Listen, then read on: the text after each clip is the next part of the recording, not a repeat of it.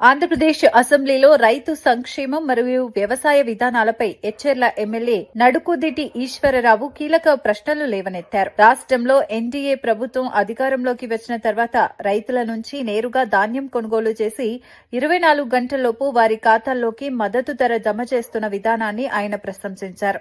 అయితే వరి సాగు చేసే రైతులు ఇప్పటికీ అప్పుల్లో కూరుకుపోతున్నారని కొన్ని సర్వేలు చెబుతున్నాయని పేర్కొన్నారు.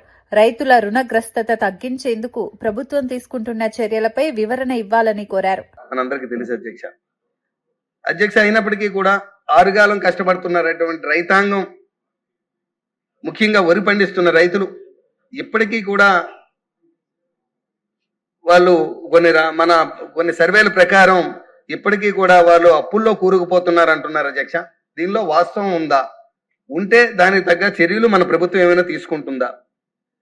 మన రాష్ట్రంలో ఎక్కువ మంది రైతులు నెంబర్ బియ్యాన్ని పండిస్తున్నారు అధ్యక్ష.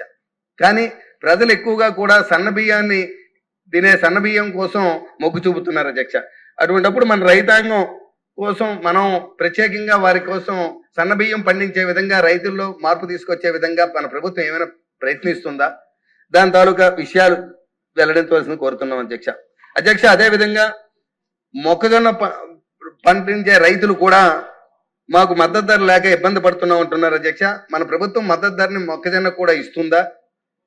అదేవిధంగా మొక్కజొన్నను కూడా మన ధాన్యం ఎలాగైతే కొనుగోలు చేస్తున్నామో ప్రభుత్వం నేరుగా రైతు నుంచి, మొక్కజొన్న రైతుల దగ్గర నుంచి కూడా మనం మొక్కజొన్నను కూడా కొనుగోలు చేసే ప్రతిపాదన ఏమైనా మన ప్రభుత్వం దగ్గర ఉందా? ఈ విషయంపై మంత్రివర్యుల్ని ప్రశ్నిస్తున్నాం.